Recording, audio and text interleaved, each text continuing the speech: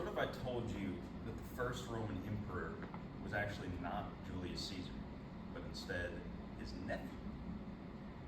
My name's Lance Johnson. I've been studying the Roman Empire my entire life, and I recently just completed a deep dive into the first Roman emperor, Gaius Octavius. Today I'll provide you info relating to his early life, his rise to power, and then his eventual reign of the Roman Empire.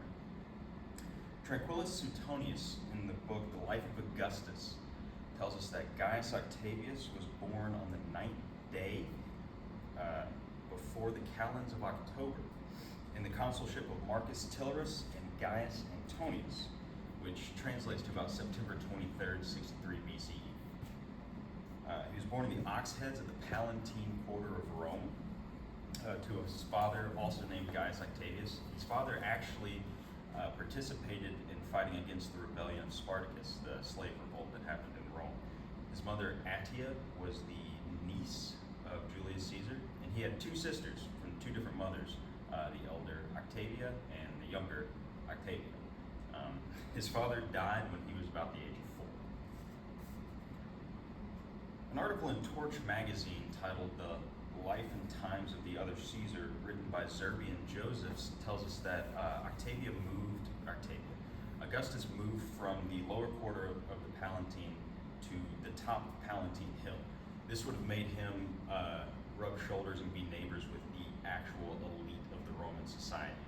And being in that area, you can imagine that he was eating and being around foods and wines and fruits from all over the Roman Empire. When he was young, he was prone to sickness, and he struggled with this throughout his entire life. He was a small boy, blonde hair, real skinny, not a very imposing man. So during this time, his uncle Julius Caesar was actually winning battles all throughout the Roman Empire. And right about this time, when he was a young teenager, his uncle actually formed an alliance with two other men, Gaius Pompeius Magnus and Marcus Licinius Crassus. Now, this made these three men basically the de facto rulers of Rome at the time.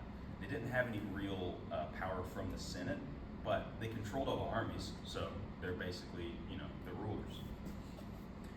When Gaius was 16, he actually visited his uncle in Africa to receive honors in the African triumph, even though Gaius didn't actually participate in any military activities. In 444 BCE, Julius Caesar was assassinated. We've all heard about that. In his will, he actually named Octavius his adopted son, which meant that Octavius received all of the inheritance of Julius Caesar, his power, his influence, his wealth. Even with all this, he still needed to forge an alliance, and he did. He formed an alliance with Mark Antony and Marcus Lepidus. And then they continued to hunt down the murderers and assassins of Julius Caesar. This alliance didn't last long, though. In 31 BCE, he actually had already stripped Antony and Lepidus of their powers, and he fought a battle against Mark Antony in the Battle of Actium and won and killed him. In 27 BCE, after that, he formally surrendered all of his power to the Senate.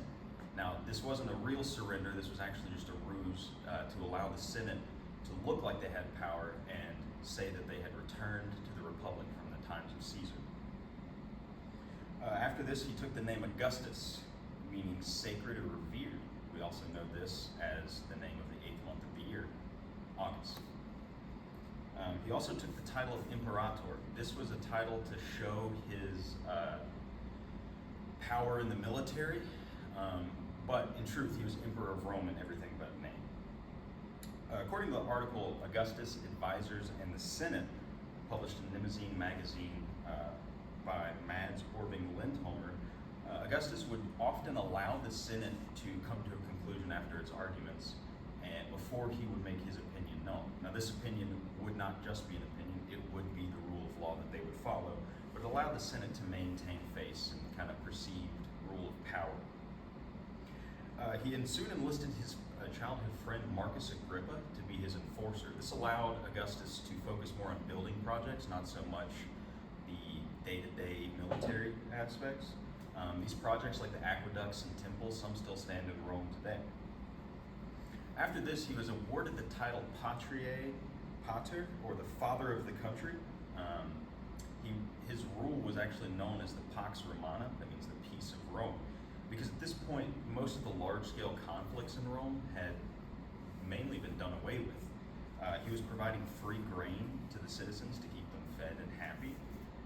He kept the army under his control by reducing its size, increasing pay, and he also took Romans off of the front lines and put more conquered peoples to do the heavy fighting. He created the Praetorian Guard as his own personal bodyguard system to keep himself safe, just in case any uprisings might happen. He also revived civil service. He rebuilt dilapidated parts of Rome. He created a 3,500 person fire department and kind of police department. In his later years, he mostly resigned from public appearances. He was plagued by that illness that he had from childhood, and he sought out the sun. He left Rome to kind of try and improve his health. He even went to the birthplace of his father for a little while, and that's actually where he died at the age of 75. So I hope today I've provided you a good overview of Gaius Octavius Augustus Caesar, his birth and his rise, and his eventual reign of the rule of Rome. I know Gaius might not be the first name you think of when you think of emperors of Rome, but